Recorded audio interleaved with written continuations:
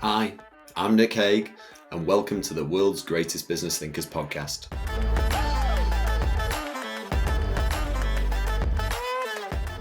Rita McGrath is a leading expert on strategy and growth in highly uncertain environments. She's a best-selling author of 5 books and has been a professor at New York's Columbia Business School since 1993, where she teaches strategy and innovation. When she's not lecturing, then she's working with global leadership teams developing practical tools to make innovation less risky and growth programs more realistic. She's consistently named one of the world's top 10 management thinkers, and so is a much sought after speaker. We're therefore very lucky to have Rita join the show today. Welcome to the World's Greatest Business Thinkers podcast, Rita. Oh, it's a pleasure to be here. Well, I've got to admit, when I was putting my guest wish list together to launch the first few episodes of this podcast, then there was only one name that was at the top, and that was yourself. For everyone out there, Rita, she's a leading expert on strategy, innovation, and growth. Has written many books, worked extensively with global companies as a consultant. And to kick things off, it would be really good, Rita, if you could just give some background to our listeners and viewers in terms of who you are, where you work, and some of those books that you have written. Great. Well, so I'm a longtime professor at Columbia Business School in New York City, and have so far written 5 books, beginning with The Entrepreneurial Mindset, which was terrible timing for a book because my editor insisted on calling it Entrepreneurial Mindset because I was writing it in the late 90s, and that was all the .com stuff. And so when it came out in the year 2000, nobody wanted to talk about entrepreneurship. But I'd say my work has really been at the intersection of strategy and innovation. And in the time since then, I think those two fields have really come together in a very dramatic way. Absolutely. And well, I suppose on the back of that, since those 90s, since that first publication, moving to present day, I mean, we've never lived in a more uncertain, complex, fast-moving environment than we do. And I know you do a lot of consulting on the side. So when you're consulting with, say, Fortune 500 companies, how important are business models to guide your strategic thinking in the current business environment?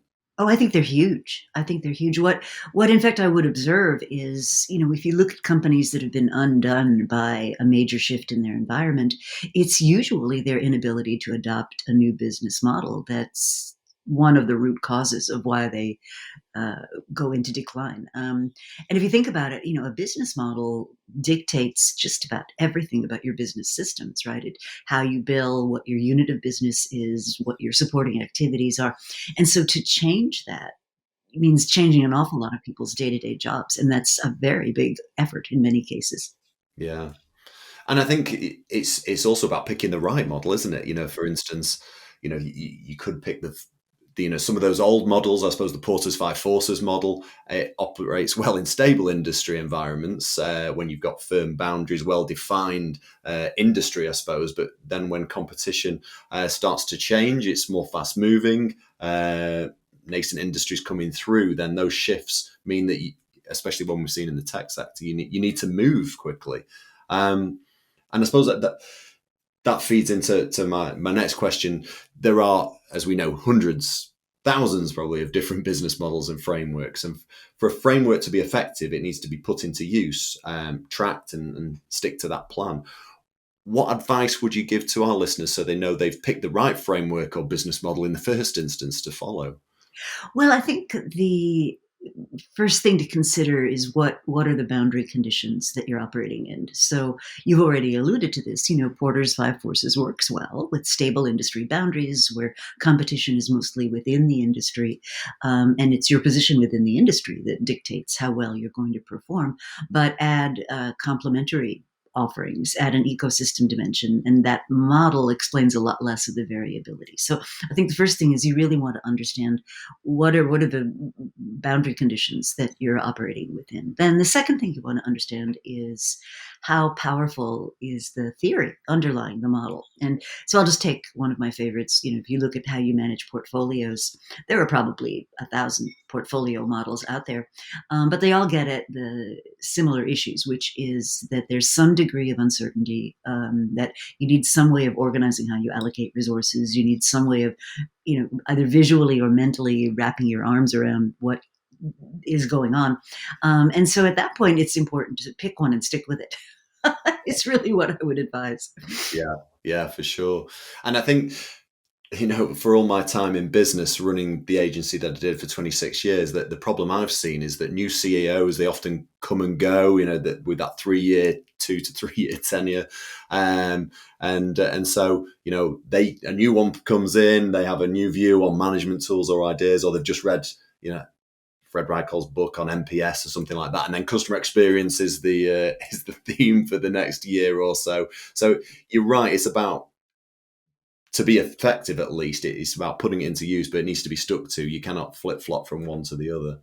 Well, you can, but you waste a lot of people's energy and time. And then eventually, what builds up in the company is people sort of in the middle of the organization roll their eyes and say, "This too shall pass," and they stop paying any attention whatsoever. Yeah, we've been here before. The problem with business is that things don't stay the same, and it is always changing. And in your book, The End of Competitive Advantage, you talked about the problem of sustainable competitive advantage and the fact that it can be a trap as leaders obsess over defending what their advantage they have, as opposed to looking for these new opportunities. How important, therefore, is innovation, do you think, in today's business world? Oh, I think it's huge. There was an economist called William Baumol who years ago said, essentially, capitalism pits firms in an innovation arms race against one another. So what you got is this fascinating tension between companies that would really rather just hang out and exploit what they've got, right? I mean, that's sort of, I'd rather extract resources from the here and now. But because we know other firms in a competitive market are innovating, we have no choice but to dedicate some resources to that. And those firms that don't find themselves in really bad shape. Yeah, yeah. And I think, yeah, I mean, you've already referred to it, but businesses, they do need to be flexible. They need to adapt, don't they? And therefore, innovation needs to be one of those core pillars in order to make sure you've got that competitive advantage, I suppose. So it's all about being agile and knowing when to adapt. But how does a company know when to adapt?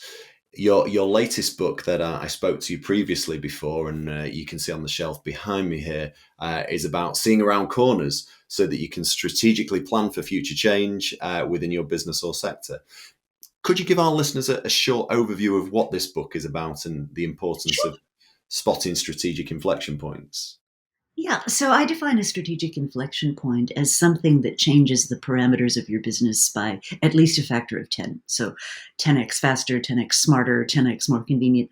And what that does is it shifts the envelope of constraints that one operates within. So if you take the buzz is all about AI right now, right? So if you take what AI does, it can take simple tasks that, say, an intern used to do. And if it can call upon a body of knowledge that it's already ingested, it can spit back out very compelling answers very quickly. So it changes the difficulty and cost of getting to a certain analytical conclusion. Now, with an existing business, as I mentioned, the problem is that over time we develop a recipe for success. And that gets embedded in everything, right? It gets embedded in how we reward people and what regulations we live under and what the rules are of the road. And so it becomes a very difficult thing to change when one of these inflection points does come through. So I think the purpose of the book is really to say, look, let's understand what these are. And the good news is that they really take forever. It's a bit like the old Ernest Hemingway line about, one character asks another, well, how did you go bankrupt? And the answer was, well, two ways, gradually, and then suddenly. and so too with inflection points. And that's really the strategic opportunity. So if you take the time to watch them, Yeah. evolve, you can be there kind of when they're getting ready to go. Now, one thing I would add for your listeners is I find companies really struggle with making the time for this on their own. So one of the things that I'm doing as I work with clients is they actually use me as a kind of forcing function. Oh, we've got a morning engagement with Rita. Let's dig out our early warnings. Let's dig out the leading indicators we were looking at because we'll be really embarrassed if we meet with her and we haven't looked at it since the last time we were together. And so sometimes you need an external force or someone, deliberately provoking you to say, hey, get your nose out of your email, stop with the day to day and look around and see what's going on. Yeah, yeah, and I think you're right. I mean, when I was reading the book, and again, it's a great read, so I do recommend buying this. But yeah, when you're talking about those warning signs, it is that gradual process when that suddenly that tipping point that happens. And I think there's loads of examples in there. I really like, well, some of the statements that are in there from heads of business, but Bill Gates said within, and you reference it, we always overestimate the change that will occur in the next 2 years and underestimate the change that will happen in the next 10. So, you do need to keep your eye on that and make sure someone in the business is keeping their eye on what's happening and what's changing in the future. Well, often you'll find it's no one's job, right? Yeah. My job is to stare into space and think big thoughts. And well, okay, what's your P&L? What's your span of control? What's your career path? It just doesn't fit neatly into what people do on the day to day, which is Yeah. why sometimes having an outsider come in can be helpful. Well, and I think also, like you say, it's when these inflection points are coming around, it's they may come in fits and starts. So it's something emerging, and you need someone to look at that, so you can have that discussion internally to say, do you agree or disagree that that's going to impact you, and therefore track it as well, like you say. But if it's a part job, then it could just get put to one side. So the key is to be able to spot these inflection points as early as possible, but how you spot them in business is, like you say, it's difficult. And I think the analogy you use of snow always melting from the edges is an excellent one. Can you expand on this to our listeners so that they know what we mean by this, and why it's so important for spotting those inflection points? Well, what you find is that the earliest places where a pending inflection point makes itself known tend to be at the edges of the organization, by which I mean where you meet the customer, where you meet your suppliers, where you're interacting with your ecosystem, your front lines, in other words.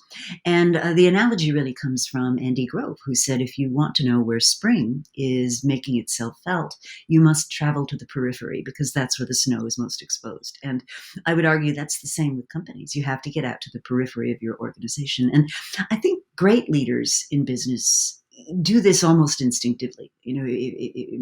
Back in the day, Sam Walton, when he would visit a store, he would go first to the store across the street and see what they were charging for milk. And then he'd go into his own store and he would find out if the manager of that store kind of knew what the competitive price of milk was, and heaven help him if he didn't, right? And so, Herb Kelleher back in the day used to be helping with loading bags onto airplanes when he was running Southwest Airlines. And so I think really great leaders have a knack for getting out and seeing what's really going on. They skip levels. They're not huge respecters of hierarchy. They will often go directly to the person with the most knowledge.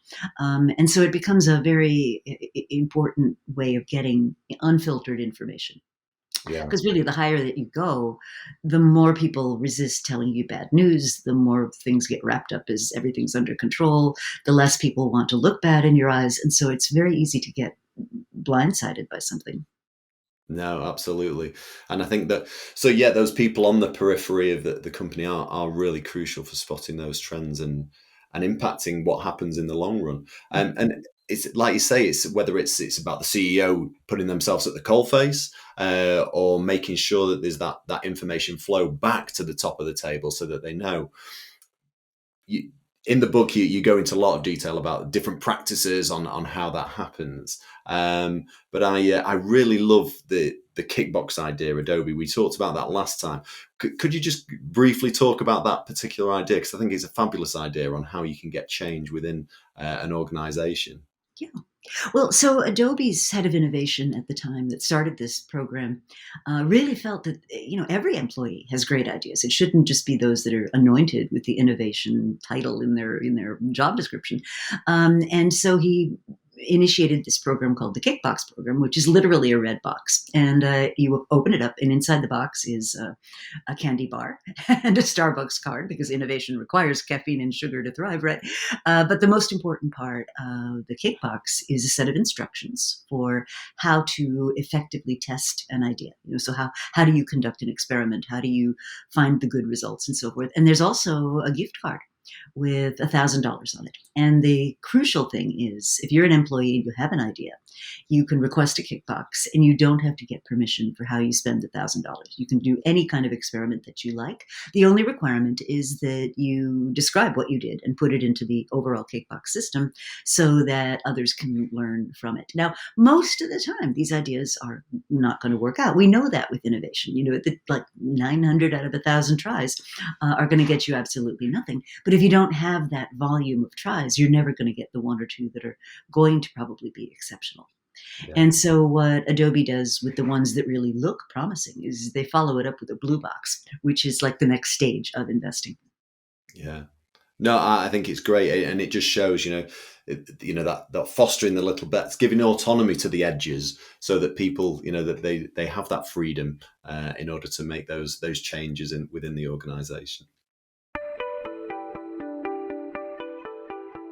B2B Frameworks is a curated collection of proven business frameworks to develop your strategic thinking skills, solve your biggest business problems, and unlock your next promotion. Our mission is to help you achieve these goals. We want to create the next generation of successful business leaders by providing the tools and frameworks needed to create effective strategies that drive business growth. Each framework comes with a downloadable set of instructions with large, colourful diagrams and editable templates to guide you through the process step by step and prompt you to consider the problem from every possible angle.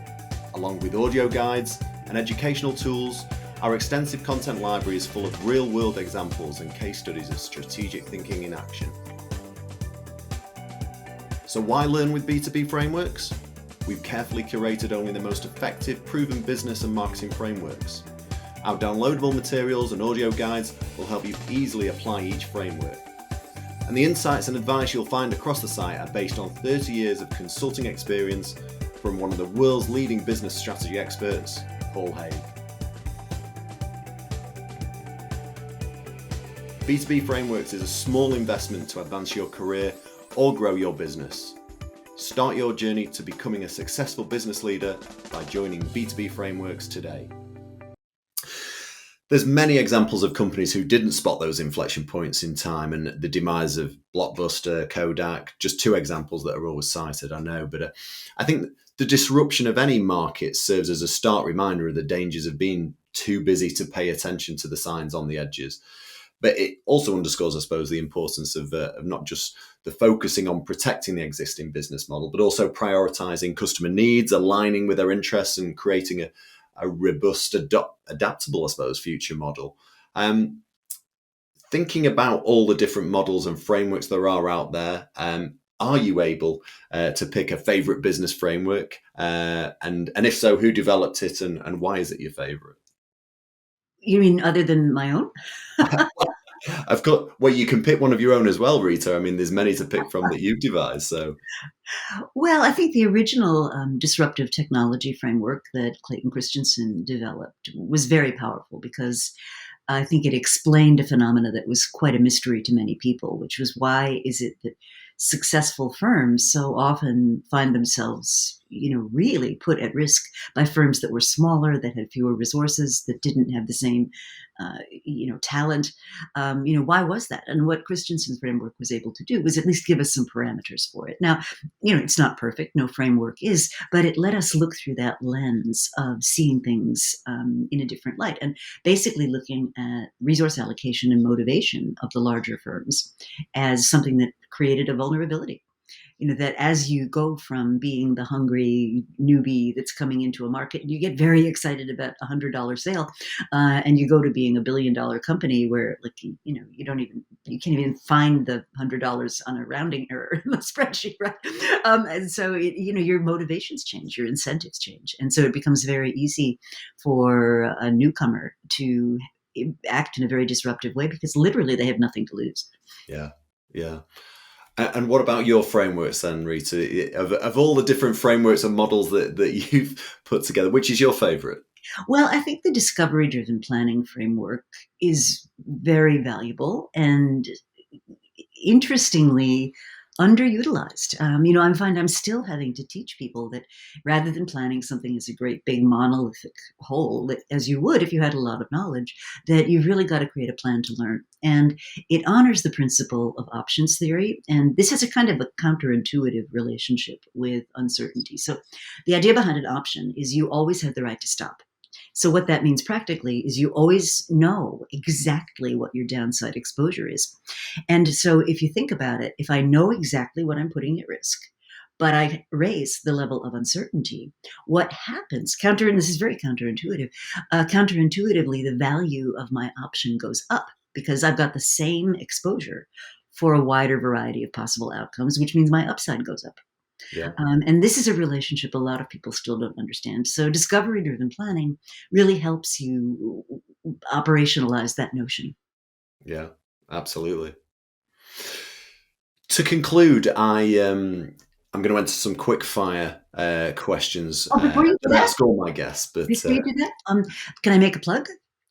of course. So one of the things that I've been building now, and I'm very excited about it, is software. It's called Spark Hub that actually lets you use discovery-driven planning in a very transparent way. It kind of guides you through the process, which I think is super helpful. It's a bit like I was talking about, seeing around corners before, where sometimes you need a forcing function to force you to do it. I think the software can actually really help, and we're on the brink of launching one that's very affordable. It's $15 a month per user. So, pretty much any company can afford that. And we're hoping to make it available to the world. So, if you want to spread the good word, that'd be great. Absolutely. So when do you think that you'd be ready to launch that to the wider world? Probably April of 2024. Wow. So yeah, well, this will be going live, this particular podcast episode, in early April. So definitely we'll shout about that. And if people are interested, is there a particular website that they can look? Yes, it goes to Valize, VALIZE.com. And if you click on the tab labeled Manage, you'll find out all about it. Fantastic. Well, I think with my quick fire questions, just to conclude, we'll start with, because I'm very interested in not just business books, but books in general. What are you reading at the moment, Rita? Oh, there's a really interesting book called Rebel Health by a woman named Susanna Fox. And what she's interested in is how do ordinary people effect change in major systems like our healthcare system. And so she's identified four types of participants who are either survivors, caretakers, or relatives and family members of people that have various kinds of health conditions. And she tells some fascinating stories in the book about how they kind of band together to force change to happen. It's fascinating. Right. Well, I will source that one out and buy that one. And in terms of a business book, again, this is a difficult question, but the best business book, apart from yours, of course, those 5 books, and we've mentioned 2 of those today, would you recommend to our listeners any particular business book that's really, opened your eyes or awoken you to a different way of thinking? Yeah, I mean, I think one that has been hugely influential for me is by Safi Bahcall. It's called Loon Shots. And he studies the progression of an idea from being a wild and crazy gleam in somebody's eye to being something that actually changes the world. And the book is just chock a block with non-intuitive examples like why do so many of us speak English these days, and how were biological therapeutics discovered. And there's a very predictable pattern. In the earliest stages, people think these things are crazy. They think they're undoable. They fly in the face of convention. And it takes a long time often for them to become understood as the breakthroughs that they are. Well, I do know the book Moonshots. It's a great read. So again, something that I recommend for our listeners. What's the best piece of business advice you've ever been given? So when I was, oh goodness, I was in my 20s and I was running a program, which was, we called it computerization back in the days. It was essentially a digital transformation. And we were going from an old system in our procurement group to this new system that I was working on. And we were still depending on the old system, though. So it developed a problem, which meant we couldn't produce purchase orders or bids or something. And so I ran to my boss. My hair's on fire. I've got the whole crew in all night. We're going to fix this problem. We'll work around the clock. We'll get it all done. And he looked at me very, very wisely. And he said, Rita, you know what I want you to do? And I was like, yeah, tell me. And he said, I want you to take the rest of the day off. And I'm like, what? And he said, and in fact, take tomorrow off too. I said, but purchase orders are going to go into this crisis is happening. And he said to me something that has been stuck with me ever since. He said, Rita, sometimes things have to fall apart before anybody musters the will to do something about it. I love that. I love it. Well, I mean, yeah, a burning platform will, always make people do things quicker, won't they? Or a deadline, as I know in our business. Which business leader do you most admire and why? Oh, um, I'm very partial to the leadership approach that Kathy Murphy took when she was running Fidelity Private Investments, which was one of the really first attempts to take a very established, very successful organization and introduce the concepts of lean and agile, at scale. It was a huge change, and as she described it later, she said it was a badges down change, meaning we're not backing off from this. We're gonna make this happen. And she did it in a way that was very human, but also very determined and very aggressive. I thought that was really brilliant. I thought. Yeah, yeah, and you reference that in the book as well, don't you? In terms of what she did there at Fidelity. And finally, who would you like me to reach out to? Who would you like to listen to on this podcast? If I could invite someone on the show in the future. Oh, well, a dear friend of mine who's currently a senior executive at KPMG is a guy named Kevin Bolen. I don't know if you know him.